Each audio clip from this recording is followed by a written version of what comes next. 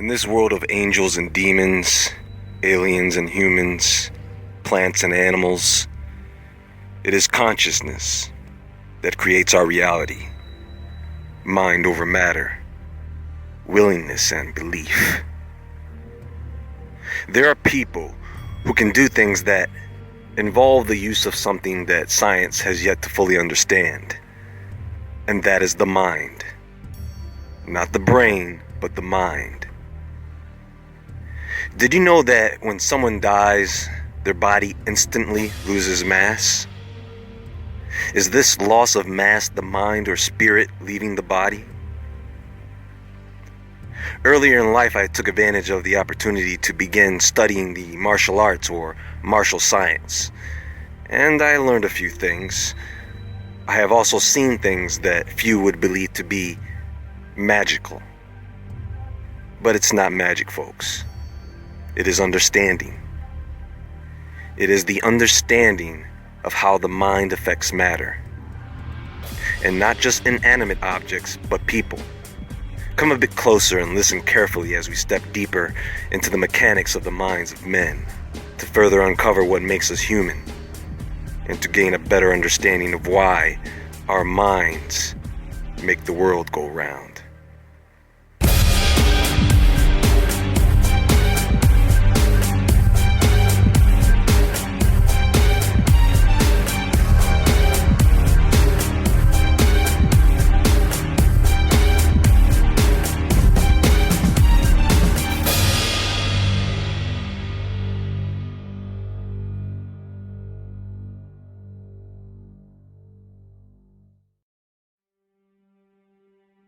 So this is how it works. Everything you experience, everything that you see, everything that you hear, touch, smell, taste, is sensory input that the neurons or nerve cells in your body store and organize. At the same time, these neurons are making connections with other neurons that hold similar information, creating a neural pathway, transmitting signals between neurons. For example, if a person gets seriously injured, that pain will now be associated with the memory of that event. So everything that person had seen, everything that person heard, the smell in the air, is now tied to the pain of that event. Right now, you are either feeling one of two things. You either feel good or you feel bad. That's it. The many terms we use to describe how we feel are just different levels of one of those two feelings. See, hate is not an emotion. Love is not an emotion. They are energies. They are energies that you project and absorb. When someone is projecting anger, frustration, fear, they are putting out that negative hate energy. When someone is projecting joy or happiness, that of course is the love energy. I mean, does this make sense? So, what tends to occur is whatever a person is feeling, due to hormone secretion, that person can become addicted to the feeling on a cellular level, whether it be positive or negative. If someone has a bad experience that they then let fester in their mind, they can become addicted to that feeling, and so now due to their thoughts, they begin to experience one bad thing after the next, and they spiral downward. This leads to chronic pain, depression. Their body just begins to break down at this point. That negative energy is locked in. For how long is up to the individual.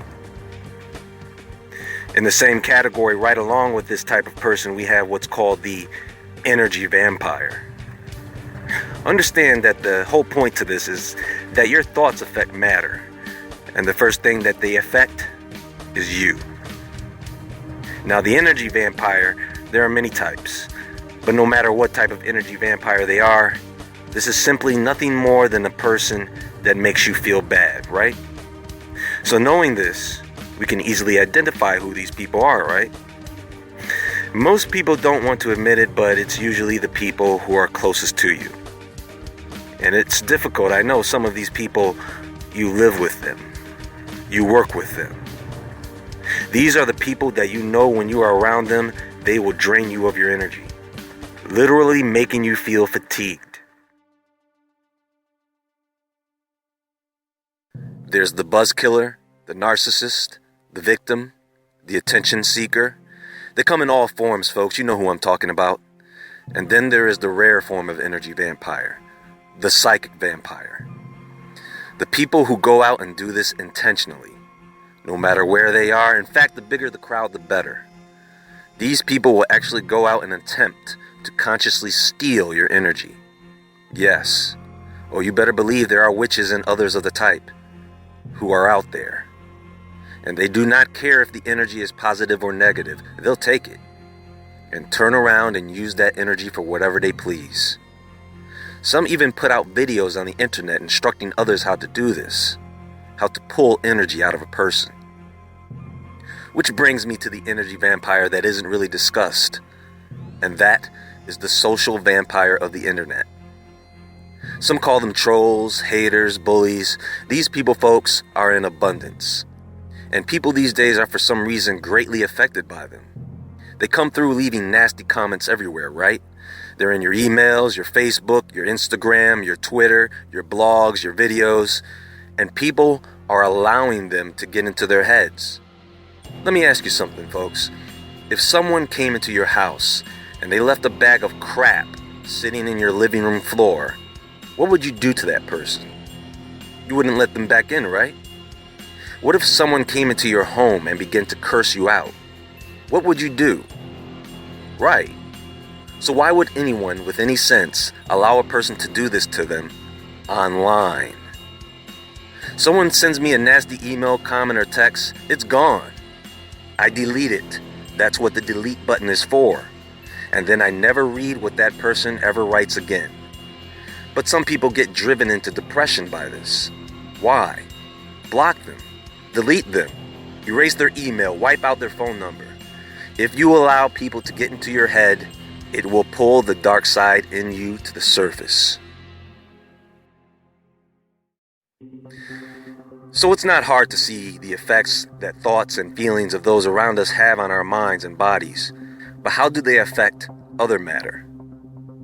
There have been multiple experiments studying the crystallization of water after being frozen while both positive and negative love and hate energy is being transferred to the water. Masaru Emoto's rice experiment, which you can do at home, is where two identical jars of cooked rice are stored and observed while one is labeled with the word love and the other with the word hate. The two jars are observed over time, and that love and hate energy is projected by the observer onto the rice. The rice that is loved seems to remain the same, while the rice that is hated rots. You see what type of effect this negative energy has on food. What do you think that type of energy is doing to your body? For those of you who live within close quarters of your neighbors or in an apartment building, how do you think the energy of your neighbors is affecting your mind, your mood? This affects plants and animals as well. And we eat these things. Believe it or not, whatever energy that is being projected by these farmers will affect their crops and livestock that then end up in our markets. Conventionally farmed chickens are a good source of this negative energy. And that energy does not die. It is simply transferred to you. You can taste the difference in a meal when someone prepares it with their heart and soul than when someone just throws something together that usually comes out of a bag or box. All of these things so far are just examples in which our personalities and emotions affect living matter. There is something called the mastermind. This is when like-minded individuals who want to project a similar thought congregate. This amplifies the amount of energy being projected out into the universe. If you have enough people in one place projecting the same idea or thought, it can reach a tipping point that can have a global effect.